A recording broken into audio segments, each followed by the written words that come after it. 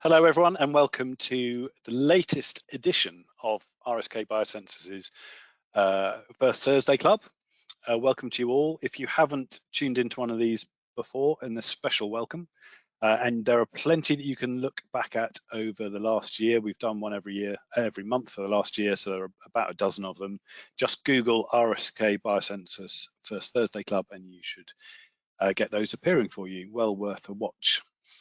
Today, I'm very happy to be introducing our two head arboriculturalists, James Butler and Rob Fear, who are going to talk to us about the protection of trees on development sites. Many of you might have heard of the British Standard BS 8537. I always get it wrong. But anyway, the British Standard about trees, and you're going to learn a lot more about it today from James and Rob. A slight departure from normal in this presentation is most of the presentation is recorded, but we will get Rob and James back for a live Q&A at the end of the presentation.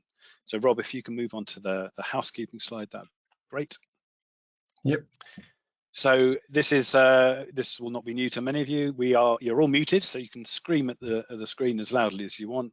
We won't hear you. However, if you'd like to engage in a more civil way, then you can ask questions, stick it in the box, in the question box on the top right of your screen. I will be scanning through those during the talk, so do put those in as and when the questions pop into your head, and I will ask those of the gentlemen at the end of the presentation. So there will be a Q&A for about 15 minutes from 1 o'clock. And then final thing to say is that you will all receive an email at the end of this with a feedback form. It would be great if you could fill that in and give us any positive feedback or indeed negative feedback, and we will try to respond to that. If there are any questions left unanswered, then James and Rob will answer those by email. Okay, so I think without further ado, I'll hand over to James to run record. That's great. Thanks very much, John. Good afternoon, everybody. Just one note, we will be turning our cameras off during the presentation. So let's begin. Have you ever wondered how trees survive in an urban environment, surrounded by concrete and the harsh realities of the present climate and urban conditions? Or maybe it's more noticeable when you see a dying tree. You might be thinking the tree has a disease or has come to the end of its natural life. You could be right, but 9 times out of 10 is humans' misunderstanding of how a tree works and what it requires to thrive. My name is James Butler. I'm a principal arboricultural consultant at RSK Biocensus, and for a living I preserve and protect trees predominantly on a range of development sites. I strongly believe that if the right approach is taken from the beginning, trees form part of the integral process of all development sites, from the initial feasibility to post-construction stages and beyond. So what is arboriculture and what does an arboriculturalist do? An arboricultural consultant is a recognised professional and who has expertise in the care and management of trees, particularly in the urban landscape, public parks, gardens or other tree-populated settings. Arboriculture is a wide and varied service industry that hopefully can resolve people's fears and needs, liabilities and constraints of the trees around them.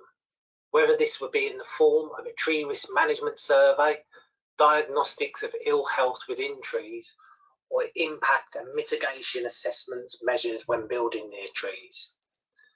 The latter is what this webinar will focus on and hopefully give you an insight into the thought process of an arboriculturalist. The straining relationship between trees and buildings, present and future, existing and proposed, is one of the biggest subject areas for consultants. Trees may be a major factor in planning applications, and rightly so. The arboriculturalist needs a very thorough understanding of the relationship between living trees and built form, sunlight, daylight, moisture management, and physical impact.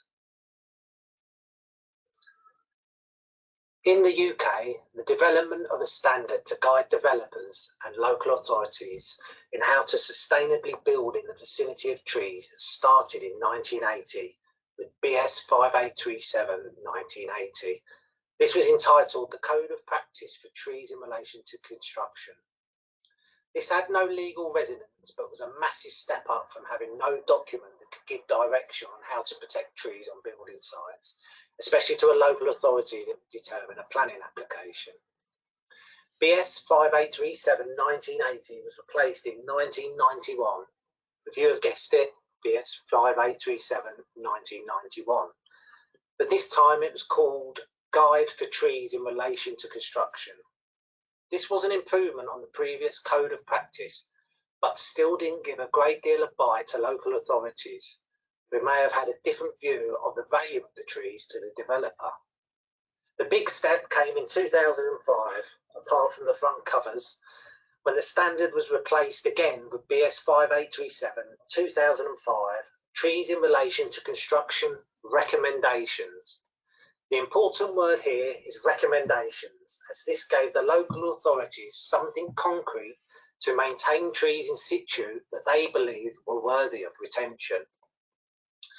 The latest iteration of the standard was released in 2012 and is now called BS 5837/2012, Trees in Relation to Design, Demolition and Construction Recommendations.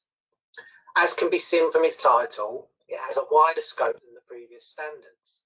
The British standard gives recommendations and procedures to be applied to achieve harmonious and sustainable relationship between trees and structures. The standard is applicable whether or not planning permission is required. It should be noted that within the industry there are many different opinions on the standard and the interpretation of the information therein.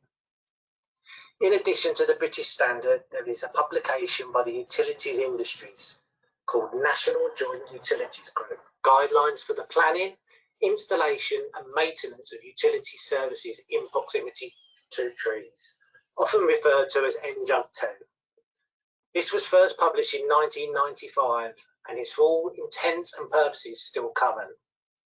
Having said that, it is a document that does not take all the arboricultural factors into account and is therefore a lesser document with regard to tree protection than the British standard.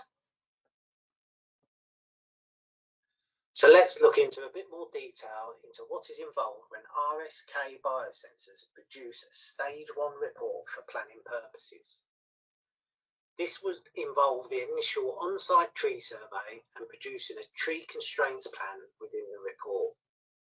This information will inform the design team on the feasibility of the development within the site.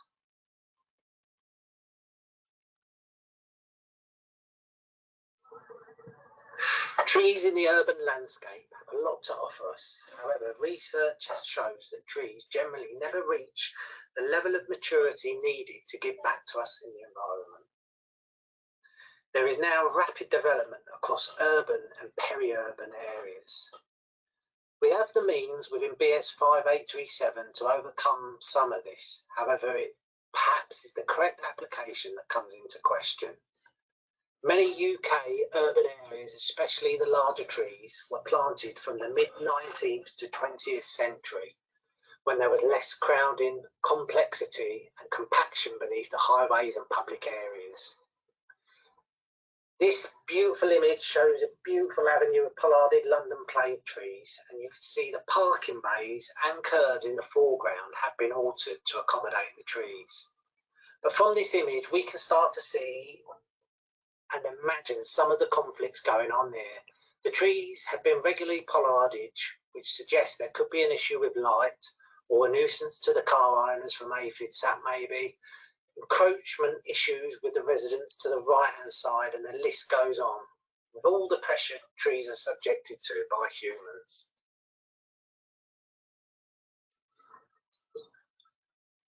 So when we arrive on site, we're noting the key site constraints. So what are the key site constraints? Firstly, we have spatial constraints. These are the constraints between trees and the environment they are set in.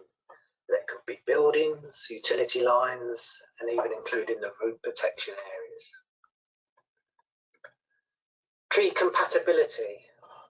we'll also be looking at what species are on site, how compatible are they to the site soils and the local environment, adequate access to water, is there wind exposure, what's the access to sunlight and their impact upon sunlight to vegetation and the surrounding buildings. We should be considering this from the perspective of the current trees and their future size and maintenance of those trees on the site. Next, we have tree aesthetics, the existing trees on site and their value, future planting, surrounding environment and appropriateness to wildlife. Next, we'll look at tree risk. What's the actual use of the site and the trees? What's their general health from a structural perspective as well as a physiological perspective? This would include pests and diseases that are present in the area or evidence found locally on the site or within the tree. From a desktop point of view, we have legislation and regulatory protection. Are any afforded to the site or trees? Are they within or adjacent to conservation areas? Are tree or woodland preservation orders present? Any considerations need to be compiled with in association with the Wildlife and Countryside Acts, and is there evidence of any protected species on site? For example, all wild birds are protected under the Wildlife and Countryside Act 1981, whilst they are actively nesting or roosting. It is also an offence to take or destroy any wild bird eggs. In addition, bird species listed under Schedule 3 of the Act receive extra protection. So all these observations will be fed into the Stage 1 ARB report and will give the local authority and developers an overview of the tree-related constraints. In addition to what we have already mentioned, the actual tree survey will pick up physical data about the individual trees, groups of trees, hedgerows and any major shrubs. This is inputted into a tree data table as shown in the slide.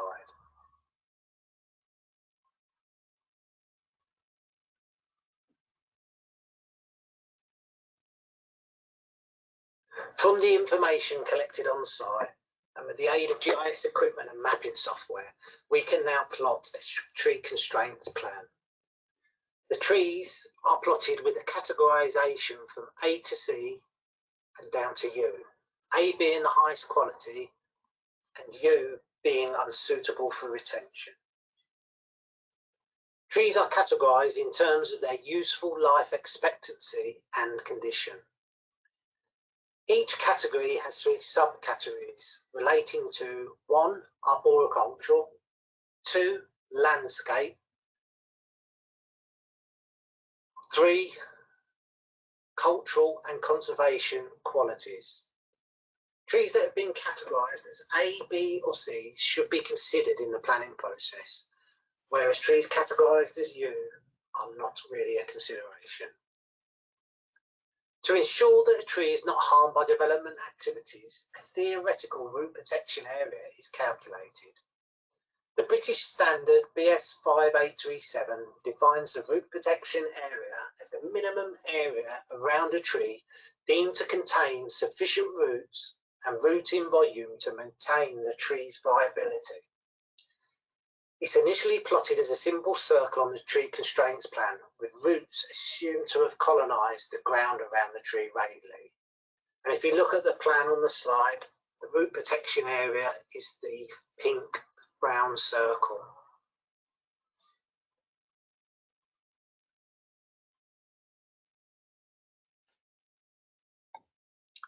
Good afternoon, my name is Rob Fear and I will be presenting the second part of this presentation. I have been an arboricultural consultant for the past 11 years after 3 years as a practicing arborist. I joined RSK in 2011 and have worked in the UK throughout my career, based in the not so exotic locations of Milton Keynes, Hemel Hempstead, Bristol and now South Wales. Following on from James's explanation of the Stage 1 tree survey and constraints plan, I will be covering Stage 2, the arboricultural impact assessment, and the final stage 3 arboricultural method statement. The AIA is a multifaceted report that will be read and used by a number of other parties. The assessment essentially involves the comparison between tree constraints information and the draft proposal, design or layout. During the comparison, we're looking for two main elements of conflict: above ground and below ground impacts. These impacts can be divided into two further headings: direct and indirect impacts. For above ground, direct impacts are anything that would directly impact the stem or branches, resulting in pruning or felling being required. Indirect impacts can be less obvious, for example, shading, increased perceived risk, and post-development pressure on trees. All of these are dictated by the proximity of a development to the trees on site. For below ground, direct impacts are anything that will directly impact the roots, resulting in root loss or damage. This may be from level changes, service trenches, road building, storage compounds, new hard surfacing, landscaping, and many, many more. Indirectly, factors such as soil compaction causing suffocation of roots, changes to water flow, and contamination of soil can all affect roots negatively. The ideal scenario is as follows. Once the tree data has been collected and a tree constraints plan produced, this is sent to the design team in CAD format to be overlaid and inform the design process. The report discusses the high-value features to be aware of and incorporate successfully into a design. Early involvement is not an entirely selfish request, as it usually makes our jobs much easier. But more often than not, this also results in less contentious negotiations of tree retention and removal. In reality, the timing in which this data is considered within a design can vary hugely, which can prove challenging and in many cases result in the loss of high-value trees that could otherwise be retained. This can negatively impact on the chances of success of a planning application, as well as resulting in either costly engineering options to mitigate for the impacts, redesigning of the proposed layout to avoid certain trees, or more costly replacement planting to compensate for losses. Unsurprisingly, we're big advocates for collecting the tree constraints data as early as possible in the process of exploring a development proposal. However, things do not always go to plan. There is not always a sustainable way to retain all trees within a design remit, and often trees are required for removal. This is not always an issue, providing the right trees are being lost. Sometimes the removal of trees can benefit a site where poor placement or undesirable species have been planted previously. It's worth noting at this point that we have seen an increased focus from local authorities on tree retention targets due to climate change policies. This puts more focus on tree removal justification. The tree officer's radar. There is no secret in what tree officers are looking for. To give you an insight, here is what we consider to be the two main elements. Firstly, retention of Category A trees.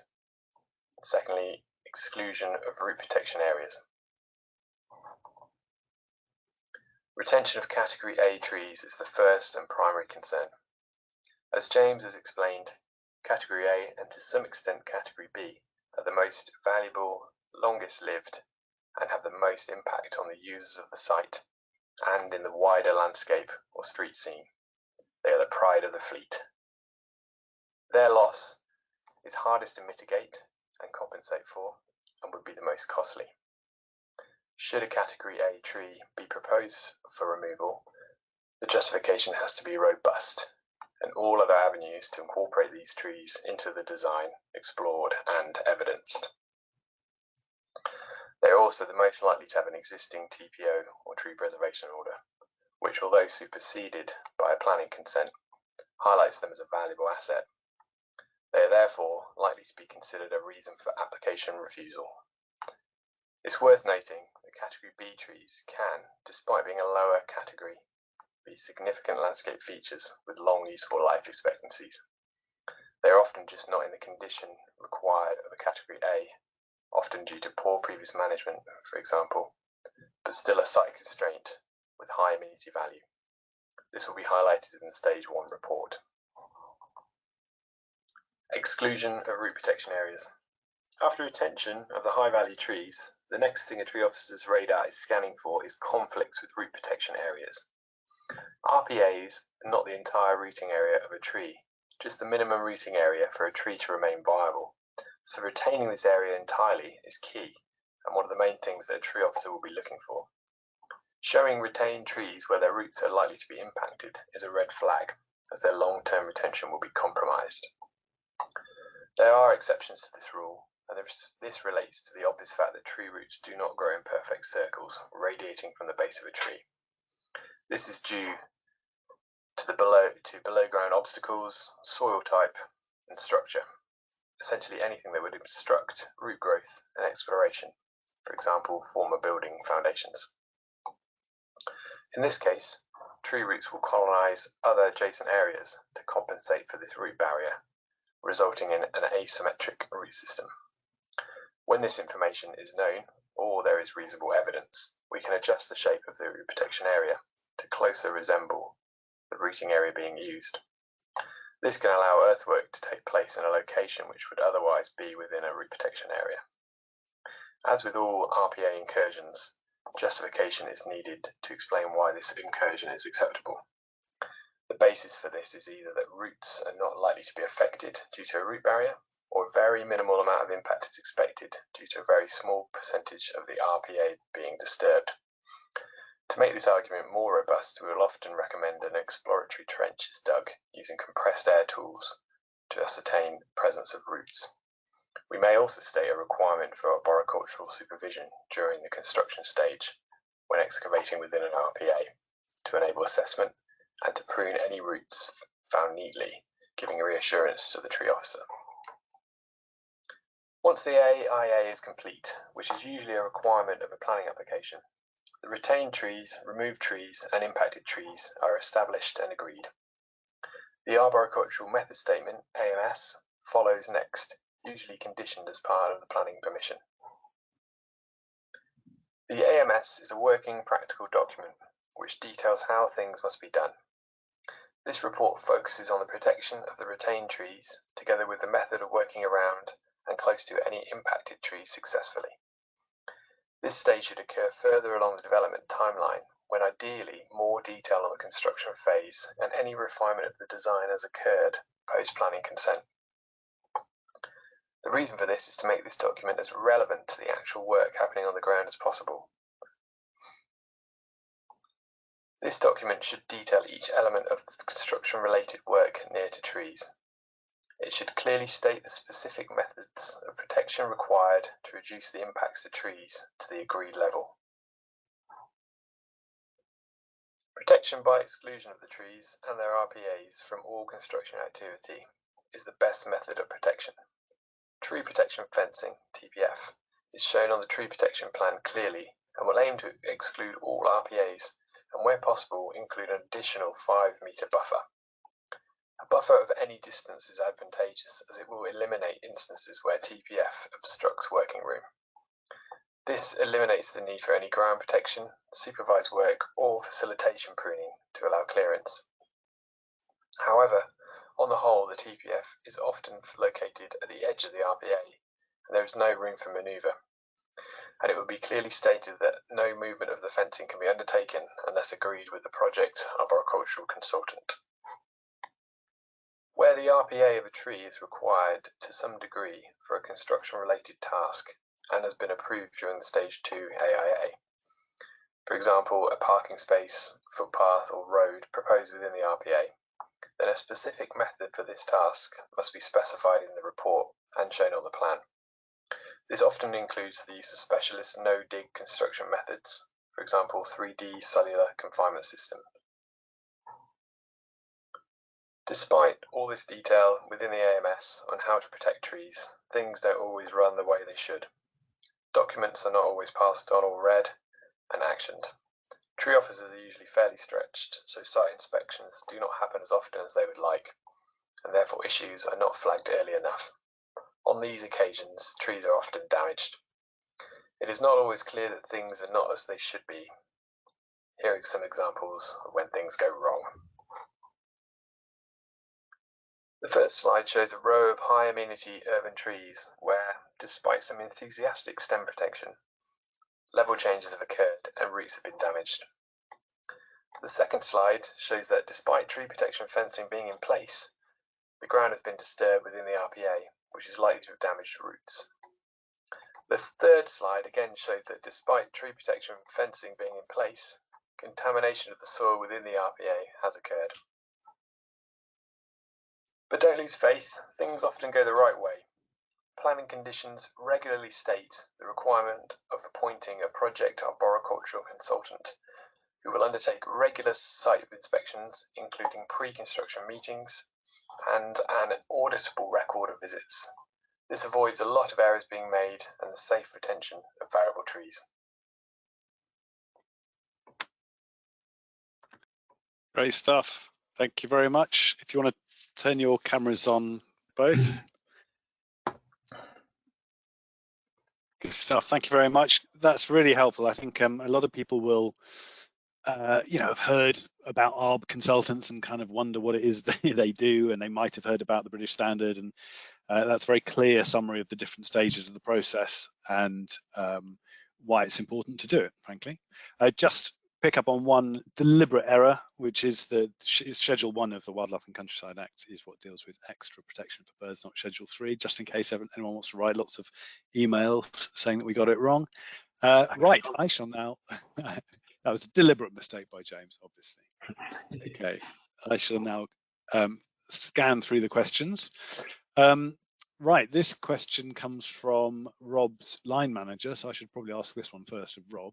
What should a client look for when commissioning an arboriculturist?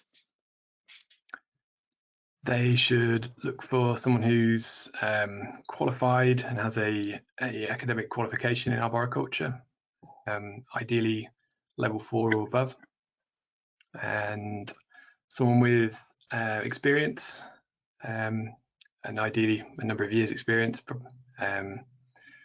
and depending on the nature of the project, prior experience in that field would be desirable. Okay, cool, thank you. Right, this is a fairly contentious one, so prepare yourselves. How do you both feel about the ancient woodlands either lost or that are due to be lost in the near future as part of the HS2 project? And is there any research to show successful translocation of both soil and trees, as far as you're aware? Who's going to take that one? I don't have personally any experience of that. No, I'm afraid not. And it's not really happened very often either, from what I understand. Yeah, we worked on sort of recreation of ancient woodland down in Kent 10-15 years ago, a place called Cossington Fields. And that was translocating coppiced stools, really. So I think translocating actual trees and woodland is pretty difficult. But I think once you coppice them down and take the whole root ball and move that and make sure it's well watered, then you can take some of the soil and you can take some of these stumps, which will then turn into bigger trees. But I think the idea that you can move trees is a bit of a fallacy. But it is certainly a very contentious subject. And I think if you are doing wholesale clearance of woodland like that, you can't expect it to be restored. We do a lot of work with biodiversity net gain, and you can't restore ancient woodland as part of that metric either. And there's a reason for that. It's just not really possible. Okay, right, the next one. They're piling in. So the next one is, do tree roots cause damage to buildings and underground utilities? I think it's a bit of an urban myth, as many people believe they do cause damage to, say, underground pipes and other utilities. But really, the tree roots will exploit any damage that's already there, whether that's small cracks in pipes or maybe cracks in brickwork. And then that, obviously, as the trees grow, they'll have direct pressure on that structure and, you know, will cause even more damage. Yeah, so it's just kind of accentuating damage that's there already, isn't it? It just kind of worms its way into already. Yeah. Exactly. Okay, the question from James Hudson. He's been reading a number of articles detailing how specific plants, e.g. Cotoneaster, can act as natural sponges for airborne particulates. Do arboriculturists consider impact on air pollution when evaluating trees? I think it's a very good point, yeah. Maybe we should. I guess that's key in urban areas. But no, it's not so something. Presumably it's different for each species then. So I mean, there must be data on the ability of different trees to have that positive impact. I think it would be quite good if we could have, rather than using something like Cotoneaster, it would be good to use native trees that have that good quality of air cleaning. Yeah, sure. I mean, even on, I don't know, but when I was working in Hong Kong, there was a lot of pollution, and on the species, even visibly, you know, some of the leaves, the really thicker leaves, were picking up pollution, and they were planted on a lot of the roadsides. Rather than absorbing it, they were just picking it up, you know, on top of the surfaces. Right. A similar thing happens with London plane trees as well, with the way the bark sheds, and that's a good mechanism for capturing some of the particles. It's certainly, you know, we are encouraged to have as much green space within cities and towns as we possibly can, and clearly the more we have, the better. But that's an interesting question as to how good different species are at doing that. Yeah, sure. Okay, this is from Liam O'Donnell. What are your views on ground screws helical piles in RPA areas? That sounds a very technical question to me. I think they are a good alternative method that avoids trench foundations, and you can locate small specific positions to potentially avoid major roots. So although it's not cropped up on many projects, it has been something we've recommended where there has been a pressure to have some sort of structure within a root protection area. So do you need kind of ground radar or whatever to work out where the bigger roots are in order to locate where to put these things? That would be one way, but I think a supervised dig, because they're quite small diameter pits that you'd be digging, can be done, and then you can kind of microsite if you find anything in that particular pit and do it like that. So it's a clever way of doing that for foundations. Okay, thank you. Susan Medcalf has said there is some research on particulate collection by trees, so that would be worth looking into, whoever asked that question. Just going back a question, this relates to what we were talking about, translocation of trees and woodland, which you really can't do. The question is veteran tree translocation worth it? That's from Jenny Holloway. I think I think veteran trees like ancient woodlands are extremely valuable features, and any removal would be absolute last resort. So once if you are at the last resort, then although I don't believe you can translocate them successfully as a living tree, or it's unlikely to survive, you'd be translocating the feature, which still has considerable value as a aerial deadwood and that kind of thing for habitat features and for invertebrates and things. But ideally, you would avoid it. Yeah. As an entomologist, I'd say yes. You don't imagine that you're translocating a veteran tree. You're creating standing dead wood, basically, which is, as Rob says, not a bad thing, because a lot of beetles and wasps and other things use that as a very important resource, and our deadwood beetles or species are getting rarer because we tend to clean up our woodlands too much. Right, moving on. What time is it? Got another 9 or 10 minutes. Has arboricultural practice changed as a result of growing knowledge about the importance of soil mycorrhizae? So these are the fungal support systems within the soil. That's a botanical question. So I think I don't know, there was a point, correct me if I'm wrong, Rob, but it was quite popular to import mycorrhizal into street tree soil, wasn't it? But then I don't think it was ever proven to be really that successful. They said the best point was to create a good soil for the mycorrhizal to naturally come in. There wasn't any really beneficial of, you know, I know you could buy, I've forgotten the products now, but like the packets of mycorrhizal you could actually put in the soil. So I think initially, if you create a good soil environment, the mycorrhizal should come. That's the most beneficial way. I don't know whether you've got any thoughts on that, Rob. No, I think that's, yeah, I remember that as a thing. I think it's, in terms of it being, I think there's definitely more awareness over the years, and there's been seminars and courses that have been run by the Arbor Association that have had more and more focus on the soil, which has in the past been a bit more overlooked. But so yeah, I think it's definitely changing, and yeah. Okay, thank you. Moving on, there's a fairly lengthy essay of a question here, so I shall endeavour to get through it. By removing young trees, this is from Charlotte Martin Taylor, thank you, Charlotte. By removing young trees that are normally categorised as C category, surely there would be a loss of this age group of trees within the area, which then don't have the opportunity to grow and possibly develop into higher category trees. How would this be accounted for to ensure that we are future-proofing tree growth and their potential and a range of age structures?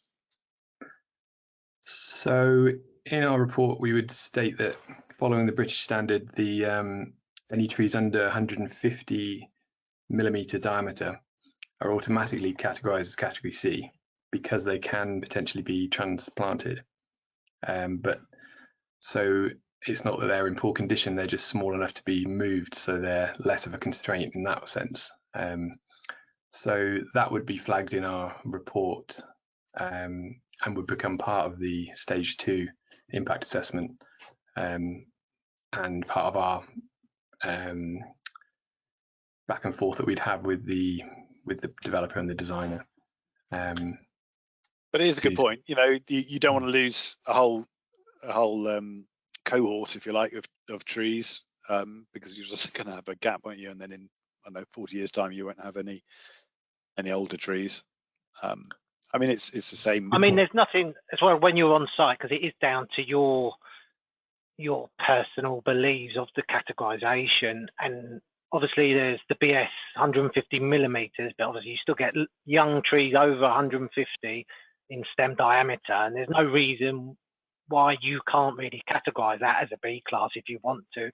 If you see really future potential and it's got good form, and you realize that maybe, you know, a certain age class will be lost due to this development. I mean, if you can justify retaining that and why it should be retained, then, you know, you should do that. Obviously, it's very site specific, isn't it? It is.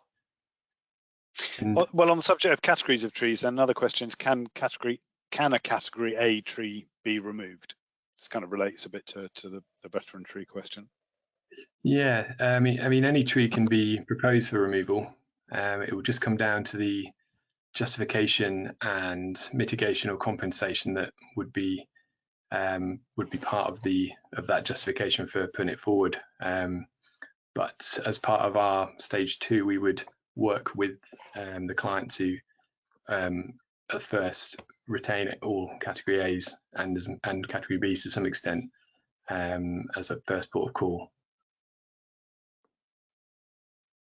Yeah, I think on previous project experience as well, I think when we do record category A trees, they are quite rare, aren't they, on most sites that we visit? But I don't think in memory I've removed many category A trees at all. We've always managed to work around them. Yeah, I think most developers understand that there is good PR to be gained from retaining these trees. Yeah. So we've got a development near us where they've fenced off a great big oak tree, which I think would have they would have been extremely unpopular if they'd taken that down. So and we'd be recommending that the likelihood of success of the planning application would be affected by that, by a proposal for a category A. Yeah. Yeah. So what happens when tree protection measures are not put in place and trees are damaged as a result? So you talked about the fact that these measures are put in place. We know full well sometimes with the best will in the world, things go wrong. What recourse do you have? The main thing is it would be a breach of planning consent. So like any breach that could result in a stop notice being issued by the local planning authority. There are various mechanisms they could stop works, which would be the initial way of flagging it. And then there would be some sort of investigation into what damage has occurred and what remedial measures are needed to rectify that. And that's often done by a third-party consultant at the client's cost.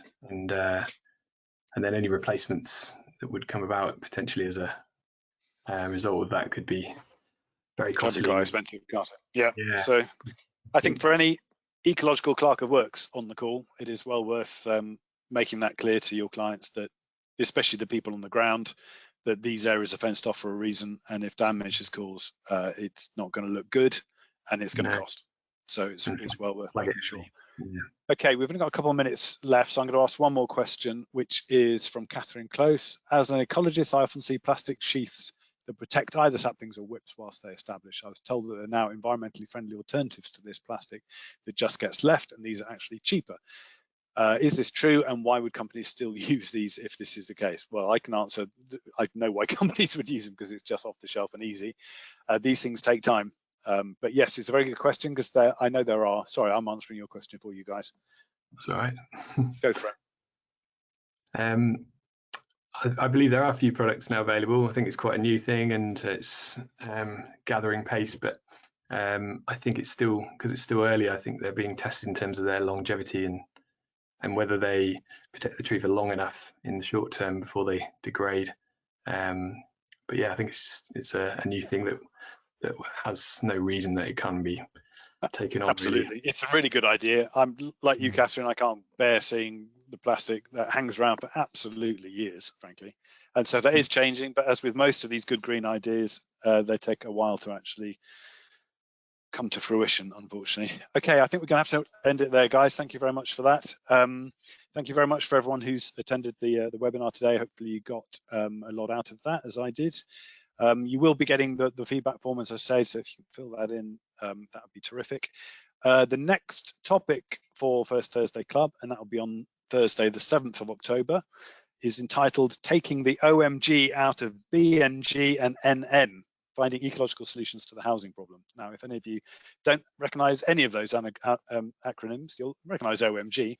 BNG is biodiversity net gain, and NN is nutrient neutrality. So this is quite a contentious and interesting subject at the moment, where housing developments are being held up because increases in outfalls from those developments go into sensitive watercourses and lead to eutrophication, and it means that these housing developments are put on hold and not given consent.